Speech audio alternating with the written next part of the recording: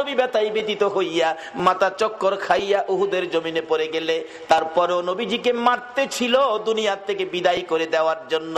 এমনি সময় হযরতে জিবরাইল এইভাবে দুইটা হাত বাড়াইয়া আমার আপনার নবীকে কুলে উঠাইছে, তাদের সামনে থেকে টান দিয়ে সরাইয়া নিয়ে আসছে। উহুদ পাহাড়ের মাঝামাঝি নিচ থেকে দেখা যায় না এমন একটা জায়গায় নিয়ে জিবরাইল নবীরে কুলে লইয়া ডাকতেছে, ও উহুদের পাথর, উহুদের পাহাড় রে, দেখ যেই নবী না হইলে তোরা হইতে না, আমি হইতাম না, কুল কায়নাত হইতো না। এই নবীরে মারতে মারতে কি অবস্থা করেছে, নবী বেহুশ, জ্ঞান ফিরে না, একটু বিছানার ব্যবস্থা করে দে, আল্লাহর বন্ধুকে শোয়াইয়া রাখি। জিবরাইল বলেন, এই বলে ডাক দেওয়ার সঙ্গে সঙ্গে দেখি লম্বা একটা পাথর ফাইটা তুলার মতো নরম বিছানা হইয়া যায়। জিবরাইল এই বিছানার মধ্যে আমার আপনার নবীকে শোয়াইয়া মাথার পাশে বসে আছে, নবীজির জ্ঞান ফিরে না। অনেকক্ষণ পর নবীজি দুইটা চোখ খুলছে, ডান দিকে মাথা ফিরাইছে, বাম দিকে ফিরাইছে। জিবরাইল ডাকে, হুজুর আমি জিবরাইল আপনার মাথার পাশে। আমার নবী কান্দে, জিবরাইল আমার সাহাবীরা কই রে, আমার অবস্থা রে, আমার সাহাবীরা কই, আমার মন মানে না। জিবরাইল বলেন, ইয়া রাসূলুল্লাহ আপনার দান দান মোবারক শহীদ, মাথার লোহার টুপি ভেঙ্গে টুকরা ভিতরে, বেহুশ ছিলেন, উপরে নিয়ে আসলাম, সাহাবীদের খবর পরে নিবেন। হুজুর আমি জিবরাইল আপনার ব্যথার রিপোর্ট গুলো আল্লাহর দরবারে পৌঁছে দেওয়ার জন্য আমি অপেক্ষায় আছি। হুজুর বলুন দাঁত ভাঙ্গা ব্যথাগুলো কেমন লাগে, আমি আল্লাহর কাছে পৌঁছাবো। হুজুর বলুন মাথা ভাঙ্গা ব্যথা কেমন লাগে, আমি আল্লাহর কাছে পৌঁছাবো। আমার নবী কান্দে, জিবরাইল দাঁত ভাঙ্গা ব্যথা কেমন জিগাইলি, মাথা ভাঙ্গা ব্যথা কেমন জিগাইলি, আমার গুনাহগার উম্মতের ব্যথা কেমন রে জিগাইলি না। জিবরাইল শুনো, দাঁত ভাঙ্গা ব্যথা মাথা ভাঙ্গা ব্যথার চাইতে রে আমার গুনাহগার উম্মতের ব্যথা বেশি। যেই নবী এত ব্যথায় ব্যতীত হওয়ার পরেও নিজের ব্যথা গোপন করে উম্মতের ব্যথা প্রকাশ করে, বলুন এই নবীর কথাগুলো মানা আমাদের দরকার আছে কিনা? মানলে জান্নাতি, না মানলে দুজকি। মানলে আবু বকর, না মানলে আবু জাহেল। সুজা আওয়াজ, মানলে আবু বকর, না মানলে আবু জাহেল। আপনারা কি আবু বকর হবেন না আবু জাহেল হবেন? আবু বকর হইতে পারলে লাভ হবে না লস হবে? কিন্তু আবু বকর হইতে পারলে নবীর কথা মাইন্না হবেন না না মাইন্না? হায় হায়, নবীজির কথা আবু বকর কিভাবে যে মানতেন, অক্ষরে অক্ষরে মানতেন। আপনারা জানেন, এটা পুরাণ কাহিনী, নবীজি হিজরত করবেন 6 মাস আগে বলছে, 6 মাস পরে ডাক দিয়া দেহে আবু বকর রেডি। আবু বকর তুমি ঘুমাও নাই? হুজুর 6 মাস আগে যে বলছিলেন তার থেকে 6 মাস পর্যন্ত একটা রাত্রেও আমি বিছানায় পিঠ লাগাই না।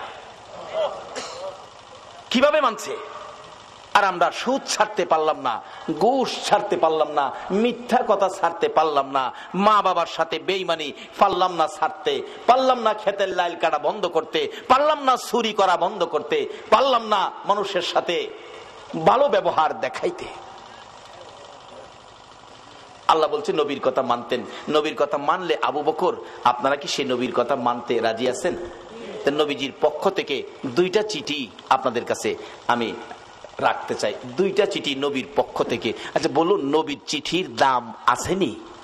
বাবা যুবক রে, আজকাল তো দিনে সমাজে দেখছি বন্ধুর সিডি আইলে বন্ধুর সিডি ফাইলে হ্যাঁ রাত্রে দিনে 4 বার ফেরা করে বন্ধুর সিডি, আর বান্ধবী ফাটাইলে তো হ্যাঁ দরজা বন্ধ করে করে। কিন্তু নবী যে এত কষ্ট করে কতগুলো চিঠি আমাদেরকে দিয়ে গেলেন, একদিন তো নবীর সিডিটা কইলা বললেন না। 2টা চিঠি আপনাদের সামনে রাখলাম। একটা হলো কাফাবিল মাউতি ওয়াইজান, উম্মতেরা রে সবচেয়ে একটা ওয়াজ তোমাদের জন্য যথেষ্ট হবে, তোমার মৌতের কথাটা তুমি স্মরণ রাখো। যা কিছু জুড়াইছো, সই সম্পদ, টাকা পয়সা, কোটি কোটি টাকার মালিক, বাগান ভর্তি, বিল্ডিং ভর্তি, মার্কেট বানাইছো, বহুত কিছু উম্মত, কিন্তু তুমি যে মরে যাইবা এই খবর কি তোমার আছে? মইরা দেখো তোমার কিছু নাই, তোমার কিচ্ছু নাই। আচ্ছা বলুন, কোটি কোটি টাকার সম্পদ, মরার পরে আপনার কি আছে? বাস্তবে দেখেন, বিদেশি কম্বল গায়ে দিয়ে জাজিম বক্স খাড়ে ঘুমাইছেন, আধা ঘন্টা পরে মৃত্যু হয়ে গেছে, ছেলে মেয়েরা খবর পাইছে বাবার মৃত্যু। বলুন, বিদেশি কম্বলটা আপনার গায়ে রাখবে? যে জাজিম বক্স খাড়ে ঘুমাইছেন, বলুন রাত্র যতটাই বাজে এই বিছনাটার মধ্যে আপনারে রাখবে কিনা? ফলরে ফলরে নামাই নেব, সকাল হইবার আগে বারিন্দায় নিব, 10টা বাজবার আগে গোসলখানায় নিব, গোসল করাইয়া সাদা কাপড় পরাইয়া মসজিদের কোনার চারিপায়া খাটে শুয়াইয়া উঠানের মধ্যে রাখবো। বলুন, সাদা কাফন পরে এই খাটের মধ্যে শুয়ার পরে এই জগতে আপনার আর কি আছে? বাবারে, নবী বলছে একটা যথেষ্ট, মৃত্যুর কথাটা স্মরণ রাখো। কি রোজগার করে কি জমাইছো, একদিন ময়রা দেখো না তোমার কি আছে, ময়রা দেখো। ফুলাফান অনেক সময় কইলা, হুজুর ময়রা আবার দেহুম কেমনে? ময়রা কেমনে দেখবেন? আসলে একটা ঘটনা, এটা কোরআন হাদিস না, বাস্তব থেকে বলছি, আপনাদের কষ্ট হইতাছে? বাস্তব একটা ঘটনা। এক বেচারা কোটি কোটি টাকার মালিক, বড় লোক, অনেক কিছু, হ্যাঁ, বাড়ির সামনে বসে বসে খালি গর্ব করে, আমার মতো এই এলাকায় কার কি আছে, আমার মতো কার কি আছে, আমার যা আছে গ্রামে কার কি আছে। এটা ভাই ছিল মৌলবী, মৌলবী ছোট ভাই ফিসাদা গিয়া কই, ভাই সাহেব খালি কোন কার কি আছে আপনার মতো? আমি হিসাব করে দেখছি আপনার কিচ্ছু নাই।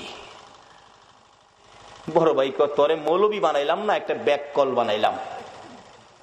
আরে আমি যে আসন্ডাত বসি বিকালে, এই আসন্ডাত কয়েক গ্রাম জুড়ে আছে, আমার পুকুরে যে মাছ আছে এই মাছের পয়সা সারা গ্রামের আছে, বাড়িঘর তো রাজকীয় পরিবেশ, কি কস তুই? মৌলবীকে আমার ব্যাককল কইলেন? আচ্ছা, সুযোগ পাইলে বুঝামু, আমি ব্যাককল না, আপনি ব্যাককল। গত 14 বৈশাখে একটা ঘটনা গেছিল, জমিতে ধান বাইরে ছিল, ভিতরে চাউল নাই। এটা কি বাউনি আইসিন? সারা বাংলাদেশে ছিল এরকম, কোন কোন জমিতে ধান বাইরেছে ঠিক, ভিতরে চাউল নাই। কিন্তু এই বেচার তো অনেক জমি জমা। মৌলবীকে, ভাই সাহেব আপনার অনেক জমি, ধান বলে বাইরেছে, ভিতরে চাউল নাই, একটু দেহুন দরকার না? হুনতাছি তো, গিয়া দেখে ঠিক হই, ধান আছে চাইল নাই। ভাই সাহেব এই জমির তো কোনো দাম নাই, জমি আছে ভিতরে কিচ্ছু নাই, তো এটাতে কি করবেন? ঠিকই কইছ। অহন মৌলবীকে কিছুটা সাইজে আইছে, ভাই সাহেব আমি ব্যাককল একটা কথা কইলে শুনবেন কি? শুনলে কমু কও। আপনি ক্ষেতের আইলো শুয়ে যাইবেন, আমি সাদা একটা চাদর দা আপনারে গুইরা কাছে বইয়া কান্দুম, আমার বড় বাইরে সাপে কেটে মাইরা লিছে, কিন্তু আমি না কোয়া পর্যন্ত আপনি উঠতারতেন না। কি হইব কইরা পরে বুঝছেন? যা তুই কইছ ছোট ভাই মৌলবী, দেখি কি হয়। চাদর দা ঘুরছে, সাদা চাদর দিয়া কান্তাছে মৌলবী কাছে বইয়া। মৌলবী কান্তাছে কাছে বইয়া, মৌলবী কি মিছা কথা কইব? আমার বাইরে সাপে কেটে লাইছি গো, বাইরে বাইরে লাইছে। লোকজন দৌড়াদৌড়ি করে, হায় হায় হায়, লোকটা কোটি কোটি টাকার মালিক ছিল, আজকা খেতে রাইলো ফিরে লইছে। আরেকজনকে খালি খেতে রাইলো না, ও আজকা তো কবরও যাইবো একবারে খালি হাত, কিচ্ছু নি তার তো না। যে এই খালি এই কথাটাই কয়, কবরে যাইবো খালি হাত। আচ্ছা, এই ভদ্রলোক সব শুনতাছেনি? বাবারে, মরার আগে মহিলা দেখো এই দেশে কি তোমার আছে। হগলে একটা কথাই কয়, কবরে যাইবো খালি হাত। ছেলেরা ঢাকায় থাকে, বড় বড় অফিসার, গাড়ি লিয়া বাড়িতে বাবার মৃত্যুর খবর যায় কান্নাকাটি, চাচা আপনি কইছিলেন আমার বাবারে সাপে কাটছে। বাবারে আমি তো সাথেই ছিলাম। কে চাচা কে বাবা? সাপে কি হেডার চিনে? যারে সুযোগ পায় হেরেই মারে। আমি দরতারলাম না, মাইরা লাইতাম সাপেরে। চাচা দেহি বাবার মুখের কাপড়টা সরান একটু দেহি। মৌলবী মনে মনে কয়, দেখলে তো দরদ ফিরে মুগা। বাবা হুনো দেখ বাজে, আবার নিয়ে আবেগের ঠেলা নেই, বাবার শরীরে হাত দাও। শোনো, সাপের কাটা রুগী, যে হাত দিব তার শরীরে বিষ ঢুকবো। চাচা তাই নাকি? তাইলে ডাইকে রাখেন। ছেলে বাবার শরীরে হাত দিতে রাজি না। আচ্ছা বলুন, বাবা এই সবগুলি হুনতাছেনি? তখন কিছুটা বুঝে আইছে, মৌলবী যে কইছি না আমার কিচ্ছু নাই, হেডাই যেমন নাই। বাবারে এত ওয়াজ লাগে না, বৈরব থেকে মৌলবী আনুন লাগতো না, একটা ভাই একটা ফুতারে মৌলবী বানাইলেন, এটা তো করতেন না। তাইলে ঘরে ঘরে হেদায়েত ঢুকবে, ওয়াজের দরকার পড়বে না। একটা ফুতারে নাইতে একটা ভাইয়েরে মৌলবী বানাইলেন, এটা করতেন না, মৌলবী বানাইতেন না। কি করে দেখেন, মৌলবী বাইকে হেদায়েতের পথে নিত। পোলারা কানতেছে, মায়া কানতেছে, বিবি বাচ্চা সবাই কানতেছে। আরেক মুরব্বী আয় কই, মৌলবী সাহেব সাপে কাটছে। জি চাচা। বাবারে সাপে কাটা রুগী সহজে মরে না, সহজে মরে না। এদিকে আজকের মাহফিলের মাননীয় সভাপতি সাহেব আলহাজ নুরুল ইসলাম সিরাজি সাহেব আছেন। এরকম রুগী আসে তো, সাপে কাটা রুগী সহজে মরে না, বিষ নামাই তাহলে ভালোই যাবো গা।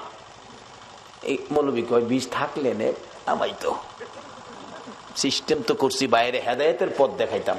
কথা চাচা আমি নিজেই যাই কবিরাজের কাছে, কবিরাজ সাপ মরছে না। ভাই খালি আমার কি নাই, আমার মতো কার কি আছে, বাইরে বুঝাইতাম, বাইরে যে কিচ্ছু নাই। নবী এই অজডই এই সিরিটাই তো আমরা দিয়া গেছে, কাফা বিল মাউতি ওয়াইজান, একটা ওয়াজ যথেষ্ট। মৃত্যুর কথাটা স্মরণ রাখো, মৃত্যুটাকে কাছে রাখো। কবিরাজ সাহেব 2-3 ফু দিয়া কইবেন এই বিষ এমনি নামান যাইতো না, একটা সিস্টেম করবেন। ও মৌলবী ফরাই আনছে, মৌলবী বলে ব্যাককল। মৌলবীও কয় ভাই কইছে কি করবো বড় ভাই, দেখি সিস্টেমে ফালাই আনি বাইরে বুঝাইতারি। 2-3 ফু দিয়া কইবেন এই বিষ নামান যাইতো না, একটা সিস্টেম করবেন আপনি। কবিরাজ সাহেব কি সিস্টেম? এইভাবে এইভাবে এইভাবে এইভাবে করবেন। মৌলবী ফরাই আনছে, কবিরাজ 2-3 ফু দিয়া কয় হাই হাই কত সাপ দেখছি, এই সাপ আর দেখছি না, এটা নামানের বিষ না। পোলারা ধরছে, বাবা আমার বাবারে বালা করেন, কোটি কোটি টাকার সম্পদ, কি করব আমরা সম্পদ দিয়ে, ভালো করেন। কবিরাজ কইতেছে বাবা রে, সম্পদ দিয়ে কি মৃত মানুষ ভালো করা যায়? তবে একটা সিস্টেম, ওই যে মৌলবী ফরাই আনছে। কি? বড় ছেলেকে কই, বড় ছেলে তো চাচা আমি, তুমি একটু তোমার বাবার পায়ের কাছে খাড়াও, আমি মাথার থেকে বিষ যাইরা আস্তে আস্তে পায়ে দানিয়া বাইর করবো, এই বিষ তোমার শরীরে গিয়ে উঠবো, তুমি মইরা যাইবা, তোমার বাবা ভালো হয়ে যাব। বড় ছেলে কো চাচা যাইরেন না, যাইরেন না, আমি অফিসের হেড অফিসার, দায়িত্ব বেশি, বাবার মৃত্যুর খবরে তাড়াতাড়ি আইছি, বিকালে যাওন গা লাগবো, বাবার মাটি দিলে মাটি দেলাইন। বড় ফুলা কি কইতাছে, বাবা হুনতাছে নিও, খালি হুনদে না, হুনে না, কান্দে। বড় ছেলে তোমার পড়ার খরচ চালানোর জন্য ফজরের নামাজ না পড়ে জমিতে কাজ করতে গেছি, হাইটা গেছি, রিকশায় উঠছি না, একটা জিনিস খাইতে মন চাইছে খাইছি না, তোমার পড়ার খরচ বাড়ানোর জন্য, খরচ রাখার জন্য, আজকে তুমি বুঝি কও আমি রাজি না। মেজু ছেলে মাপসাই, ছোটরা কয় বাইয়ার যেখানে নাই আমি হ্যানে আছি, নাই আমি। মেয়ে কানতেছে, কি করবো কি করবো, বাবার বয়স হয়েছে, বাবা জাগা জাগা। বাড়ি অন্যি কানতেছে, কানতে কানতে ভাঙ্গা হইরা যা। কবিরাজ সাহেব আমি থাইকা কি করবো, আমি মইরা যাবো, সব জায়গা আমি থাইকা কি করবো। কবিরাজ কো যাইবেন না আপনি? কহ তাইলে আপনি ভাওয়ার কাছে কারণ আপনি যাইবেন যখন বিষটা লইয়া যান, স্বামী বালক আপনি যান গা। রাহেন কবিরাজ যাইরেন না, দেখেন উনার হায়াত নাই, সাপে কাটছে, হায়াত থাকলে মৌলবীরে থুইয়া ইলারে কাটে গিল্লি গা, কাজী উনার হায়াত নাই, গেছে গা, মাটি দিলান, আমি জীবত লইয়া কয়দিন চলি। আচ্ছা এই ভদ্রলোক শুনছি নিও, অথচ এই বিবি ভাইয়া আমরা সোনার বাংলার কত যুবক গর্ভধারিণী মারে গর্তে বাইর করছো, মাথার গাম পাতায় ফালাইয়া রোজগার করে যে বাবা খাওয়াইছিল, এই বাবারে গর্তে বাইর করছো, এই বিবি ভাইয়া। বিবি এখন রাজি না। কত যুবক বিবি পাইয়া মা বাবারে কষ্ট, চাকরি পাইয়া বেতন পাইয়া আলাদা খায়, নতুন ঘর বানছে, জাজিম কিনছে, বক্স খাট বানাইয়া বিদেশি কম্বল গায়ে দিয়ে ঘুমায়, প্রচন্ড শীত, মা বাবা ভাঙ্গা ঘরে রে, শীতে মা বাবার ঘুম হয় না, মা জানালাটা খুইলা ডাকে আব্দুর রহমান, এত আরামের কম্বল গাই দিয়া ঘুমাইলি, মার খবর নিলি না, তোরা যেদিন আমার কুলে ছিলে রে, তোকে নিয়ে যখন আমি মা ঘুমের ঘরে ঘুমাইতাম, ডান দিকে যদি প্রস্রাব করে দিতি আমি তোরে বাম দিকে নিয়ে শোয়াইতাম, বাম দিকে যদি প্রস্রাব করে দিতি রে বাবা, আমি মা নিজে বিজা জায়গায় শুইয়া রে তোরে আমি শুকনা জায়গায় রাখতাম, আজকে কম্বল গাই দিয়ে ঘুমাও, মার খবর নিলা না। বলুন এই চরিত্রের মানুষ আমরা বাংলাদেশে আছে কিনা? এই মা বাবারে যারা কষ্ট দিবেন, যতই আমল আপনি করুন না কেন, মা বাবার চোখে পানি বেরিয়ে আসলে সকল আমল বরবাদ হইয়া যাইব। কত আমল করবেন, কত নেকি কামাইবেন। মুফতি মুহাদ্দিস মুফাসসির মক্কা মদিনার ইমাম যদি হও, মায়ে যদি সুতা পরিমাণ কষ্ট দাও, সব শেষ। এই বিবি ভাইয়া কত মারে কত বাবারে কষ্ট দিছে। ওই দিন পত্রিকায় দেখি ছেলে বাবারে কাইতে লাইছে, খুন কিনা লাইছে। ডেমরার ঘটনা, এই 1 সপ্তাহ আগের ঘটনা মনে হয়। আজকে যদি ইসলামে পুরাপুরি ঢুকতে পারতাম, নবীর আদর্শে ঢুকতে পারতাম, এই কাজগুলি মুসলমানদের দ্বারা হতো না। আচ্ছা, কেউ তো রাজি না, বিবিও রাজি না। আচ্ছা, কেউ যে রাজি না, এই ভদ্রলোক সব শুনতাছেনি। তখন তার বুঝে আইছে মৌলবী যে কইছে আমার কিচ্ছু নাই, এটাই দেখা যায় ঠিক। কবিরাজ জিগায়, মৌলবী সাহেব আরো কেউ আসেনি, ছেলে মেয়ে বিবি বাচ্চা, কেউ তো রাজি হলো না জীবন দিত, এই লোকটারে বাঁচাইতো, কেউ আছে? মৌলবী চোখের পানি ছেড়ে দিছেন, ও কবিরাজ সাহেব আর একজন মানুষ আছে রে, ইনি হলেন আমাদের গর্ভধারিণী মা। মা আছে, আর কেউ নাই, মারে নিয়ে আসেন। আসতে পারবে না, বুড়া মানুষ বিছানায় পড়ে গেছে। দুইজন নিজস্ব লোক নিয়ে যান, দৌড়ে গেলেন, যাইয়া দেখে মা রুমের মধ্যে কানতে কানতে মা বালিশ ভিজাইছে। বলুন, সন্তানের বিপদে মার চাইতে কান্দয়া পৃথিবীতে আর কেউ আছে কিনা? মৌলবী পাশে গিয়ে ডাকে, মা কানতে হবে না, তোমার ছেলে ভালো হবে, জীবিত হবে। বলস কি, কিন্তু শর্ত তোমাকে যাইতে হবে। তা আমার নিয়ে যাও। দৌড়ে দৌড়ে নিয়ে গেছে, কাছাকাছি গেলে দূর থেকে ডাক মারছে, কবিরাজ যাইস না বাবা, যাইস না, আমি মা আইছি। কাছে আসেন। আসছে, আপনার ছেলে ভালো হবে। কিভাবে বাবা, কি করতে হবে কও? আপনি পায়ের কাছে দাঁড়াবেন, বিষ জাইরা বাহির করে পায়ে দিয়ে আপনার উপরে মারবো, আপনি মরে যাবেন, ছেলে ভালো হবে। আপনাদের কাছে জানতে চাই মা রাজি হবে কিনা? আরে মা বাবার কথা মতো যে জন চলে না, বলুন, মা বাবার কথা মতো যে জন চলে না, আল্লাহ নবীজির দয়া তারা পাবি না। হাইরে আল্লাহ নবীজির। আমার ক্যাসেটের মধ্যে এগুলি আছে না, এটা নিজে লেখি, নিজেই মাঝে মাঝে ঘাই। যাই হোক, বলতেছিলাম একজন রাজি। বলুন এই লোকটাকে, সবাই বলুন লোকটাকে মা। বাবা আমি রাজি, তবে শর্ত আমি দাঁড়াইতে পারি না বাবা কবিরাজ, আমি বসলে হইবনি? হ্যাঁ বসতে হবে। আমি বসে গেলাম, দে সারা বিষ আমি মায়ের কলিজাই ধে। আচ্ছা, এই ভদ্রলোক শুনছিনি কে আপন? কবিরাজ বলেন, মা কেউ রাজি হলো না, আপনি কেন রাজি হলেন? এবার জবাব দেন, মা কবিরাজ রে, আমার বড় ছেলে রে বাবা, এই ছেলে পেটে লইয়া 10 মাস 10 দিন কত কষ্ট করেছি আমি জানি, আর জানে আমার আল্লাহ। যেদিন আমার এই ছেলে দুনিয়ায় আসবে রে, প্রথম দিনের ব্যথা লজ্জাই কারো কাছে কই নাই, দ্বিতীয় দিনের ব্যথা জিহ্বা কামড়াইয়া সহ্য করেছি, তৃতীয় দিনের ব্যথা জ্ঞান হারা হয়ে গেছি। আমার শাশুড়ি মা দৌড়াদৌড়ি করে লোকজন জড়ো করেছে, আমার বৌমার কি হলো? মুরব্বী মহিলারা বলছে, চিন্তা করেন না, অন্য কিছু না, আপনার বৌমার সন্তানাদি হবে, আপনার নাতিনাত করা হবে। মাথায় পানি দে রে, আমার বৌমার জ্ঞান ফিরে আসো। জ্ঞান ফিরে আসলে কান্দে মুরব্বী মহিলারা, গো সন্তানের ব্যথা এত আগে জানি না, আমার আর সহ্য হয় না, আমার একটা দাও দাও গো মহিলারা, আমি নিজের গলা নিজে কাইটা মৃত্যুবরণ করি, প্রসব ব্যথা সহ্য করতে পারি না। রে কবিরাজ, আমি দেখেছি মুরব্বী মহিলারা দাও জাতীয় জিনিসগুলো ঘরের বাইরে ফালাইয়া দিয়া দরজা বন্ধ করে দিয়েছে। আবার আবদার করেছিলাম 2 টাকার বিষ কিনা দাও, বিষ খায়া জীবন দেই, ব্যথা সহ্য হয় না। মহিলারা আমার মাথায় হাত বুলাইয়া সান্ত্বনা দিয়ে বলতো, মা গো পাগলামি করিস না, সন্তানের মা হইতে এই কষ্ট আমরাও করছি রে মা, এই কষ্ট ছাড়া সন্তানের মা হওয়া যায় না। এই মারে যারা কষ্ট দিছো, নামাজ রোজা হজ যাকাত মুফতি মুহাদ্দিস মুফাসসির মক্কা মদিনার ইমাম হইয়াও আল্লাহর জান্নাতে যাওয়া হবে না। মরতে যখন হবে, আসুন বাবারা নবীর কথা মাইনা আদর্শের মধ্যে ঢুকি, এই রোগগুলি পরিষ্কার করি। ডাকতেছে মা, মা গো আল্লাহরে ডাকো, আল্লাহ আল্লাহ করো, দেখো আল্লাহ 2টা 2 জায়গায় করে দেয়।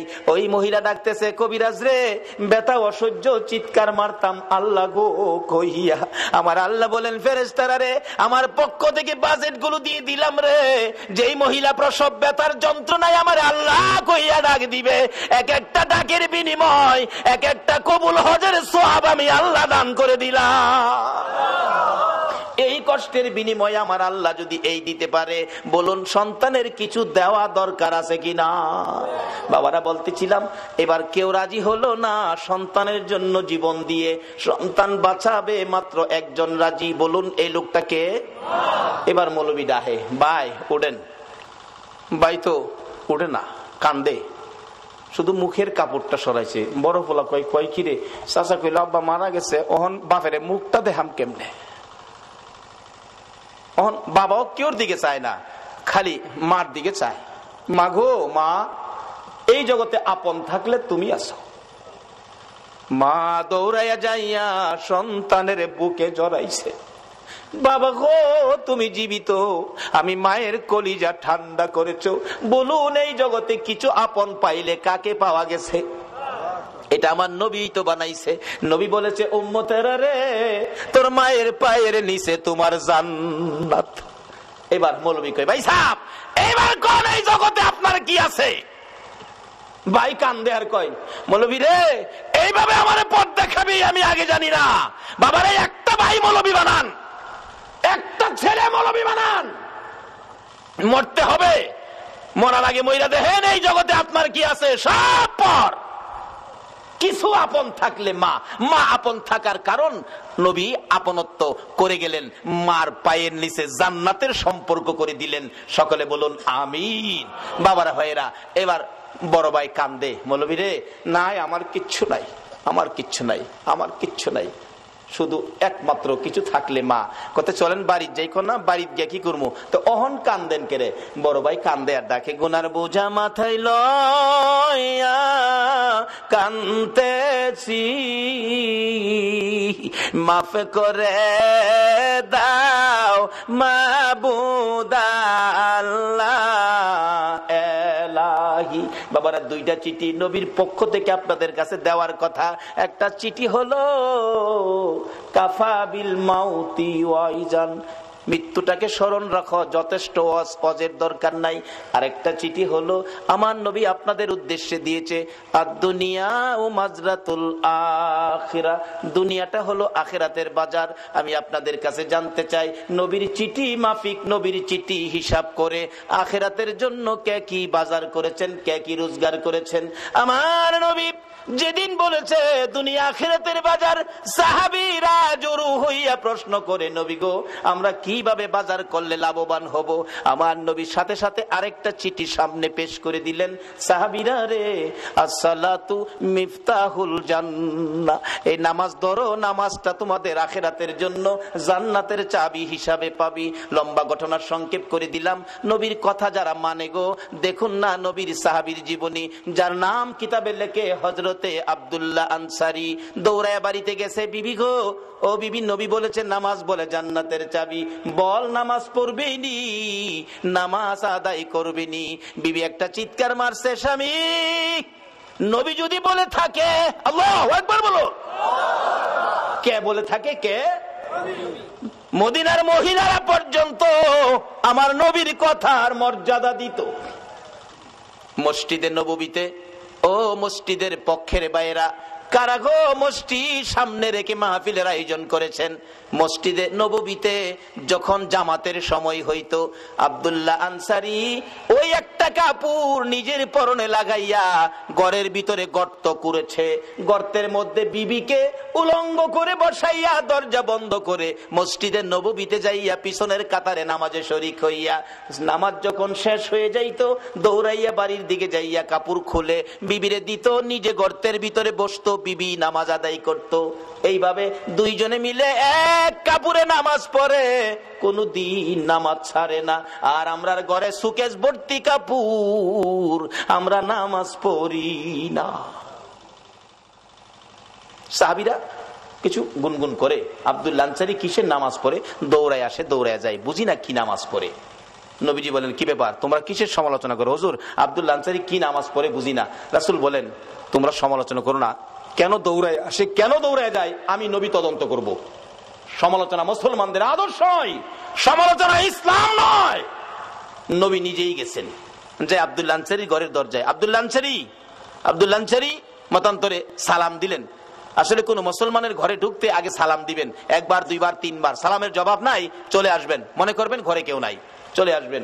অনেক দিনের মুসলমানদের আচরণ হলো, ডাক দিলে মালিক ভাই বাড়িতে আছেন, মালিক ভাই, কেউ যদি জবাব না দেয় লগের টারে কই ভাই যখন বাড়িত না লো বাবির ওই দেখতে যাই।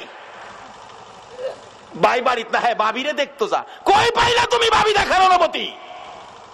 আল্লাহ বলছে আমানু দুখুলু ফিস সিলমি কাফার, মধ্যে ঢুকো। নিজে পর্দায় থাকুন, অন্যকে পর্দায় থাকার পরামর্শ দেন। বলতেছিলাম, এবার নবীজি সালাম দিলেন, আসসালামু আলাইকুম, আসসালামু আলাইকুম, আসসালামু আলাইকুম, তিনবার সালাম, জবাব নাই। নবীজি চলে আসতেছে। আব্দুল্লাহ আনসারী গর্তের মধ্যে উলঙ্গ অবস্থায় ছিল, দৌড়ায় আসছেন। বিবি গর্তের ভিতরে ঢুকে কাপড় খুলে দিলেন, স্বামী গো নবী আসছিল, কষ্ট পাবে, তাড়াতাড়ি যান।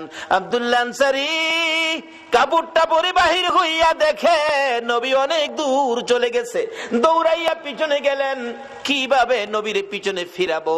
ইনি এমন নবী গো যাকে ডাক দিয়ে পিছন থেকে ফিরানো যাবে না। পিছনে যাইয়া কিতাব লেখে পাওগুলি বড় বড় করে মারছে। আওয়াজ শুনে নবী পিছনে তাকাইছে। আব্দুল্লাহ আনসারী, হুজুর ওয়ালাইকুম সালাম, তিনবার সালাম দিলাম, জবাব দিলি না, এখন কেন জবাব দিলে? হুজুর আপনি যখন সালাম দেন আমি শুনছি গো, কিন্তু এমন এক পরিবেশে ছিলাম রাসূলের সালামের জবাব দেওয়া সম্ভব ছিল না। কি পরিবেশে ছিলে রে আব্দুল্লাহ আনসারী? হুজুর আপনি যেদিন বলেছেন নামাজ জান্নাতের চাবি, ওই দিন থেকে আমি আর আমার বিবি দুইজনে নামাজ পড়ি, নামাজ ছাড়ি না, কিন্তু দুইজনে মিলে নবী গো মাত্র একটা কাপড় আমার ঘরে। মসজিদে নববীতে যখন জামাতের সময় হয়, ও মসজিদওয়ালারা, কারা এই মসজিদের পক্ষ থেকে মাহফিলের আয়োজন করেছো, আমার নবী মসজিদের জামাতের কত গুরুত্ব দিয়েছে। হুজুর মসজিদের জামাতের সময় হলে আমি আব্দুল্লাহ আনসারী ঘরের ভিতরে গর্ত করছি, বিবিরে উলঙ্গ করে বসাইয়া দরজা বন্ধ করে কাপড়টা পরে আমি মসজিদে যাই, নামাজ শেষ করে দৌড়াই আসি, বিবিরে কাপড় দিয়ে আমি গর্তের মধ্যে বসে থাকি। এইভাবে দুইজনে মিলে নামাজ পড়ি এক কাপড়ে, হুজুর কোনদিন নামাজ ছাড়ি না।